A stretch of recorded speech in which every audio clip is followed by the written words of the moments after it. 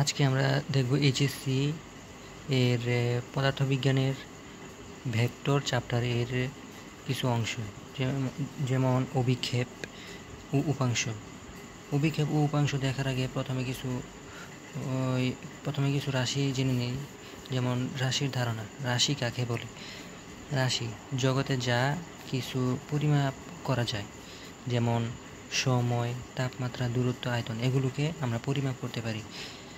রাশি নয় এমন জগতে যা কিছু পরিমাপ করা যায় না, যেমন আমরা যা কিছু পরিমাপ করতে পারি না, যেমন সুখ, ভালোবাসা, স্যাডনেস, এগুলোকে আমরা পরিমাপ করতে পারি না, এগুলোকে পরিমাপ করা যায় না, তাই এগুলো রাশি নয়। যেমন তারপরে আছে স্কেলার রাশি। স্কেলার রাশি হচ্ছে যে রাশিকে প্রকাশ করার জন্য শুধু মান প্রয়োজন, তাকে স্কেলার রাশি বলে।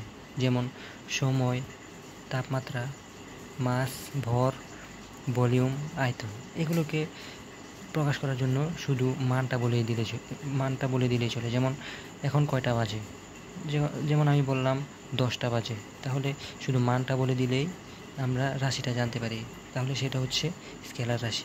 ভেক্টর রাশি। ভেক্টর রাশি প্রকাশ করার জন্য মান ও দিক উভয় প্রয়োজন। যেমন বেগ, দূরত্ব, বল।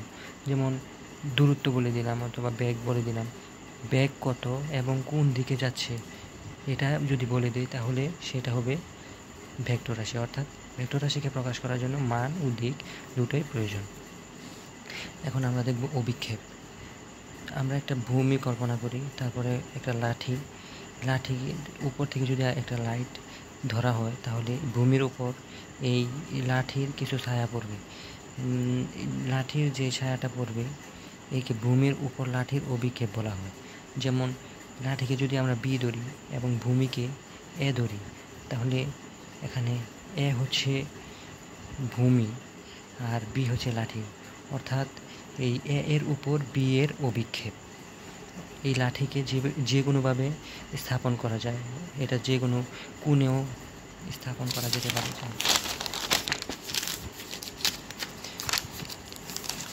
যেমন যদি এটা কোনো একটা অ্যাঙ্গেলে এভাবে রাখা হয়, তাহলে লাইট যদি উপরে ধরা হয়, তাহলে বি, লাঠিকে ধরলাম বি এবং ভূমি এ, তাহলে এখানে একটা সমান্তরাল কল্পনা করলে এখানে একটা থিটা কোণ উৎপন্ন হয়। থিটাটা হচ্ছে এ আর বি এর মধ্যবর্তী যে কোণটা, এ যার উপর অভিক্ষেপ, এ হচ্ছে ভূমি যার উপর অভিক্ষেপ, বি যার অভিক্ষেপ মানে হচ্ছে এই লাঠিটা, আর থিটা যার উপর অভিক্ষেপ, তাদের মধ্যবর্তী কোণ, যেমন এ আর বি এর মধ্যবর্তী কোণ। এখন এ ও বি এর অভিক্ষেপ এ এর উপর, মানে এই এ এর উপর বি এর অভিক্ষেপ সমান বি কস থিটা, অথবা এভাবে কল্পনা করে দেখতে পারো কস থিটা সমান ভূমি বাই অতিভুজ। এখানে অতিভুজ হচ্ছে বি আর ভূমি হচ্ছে এ। এখন এটাকে এই পাশে রেখে বিটাকে কসের সাথে পাঠিয়ে দিতে পারি। যেমন এ এর উপর বি এর অভিক্ষেপ বি কস থিটা। এখানে এটাকে সংক্ষিপ্তভাবে লেখা যায় প্রজেকশন অফ এ বি, মানে এ এর উপর, এটা হচ্ছে ভূমি, বি এর অভিক্ষেপ সমান বি কস থিটা।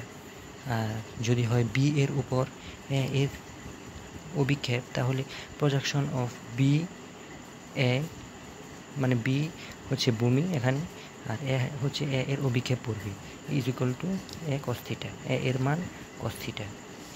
তাহলে আজকে এই পর্যন্তই। নেক্সট ভিডিওতে আমরা দেখব উপাংশ। আচ্ছা।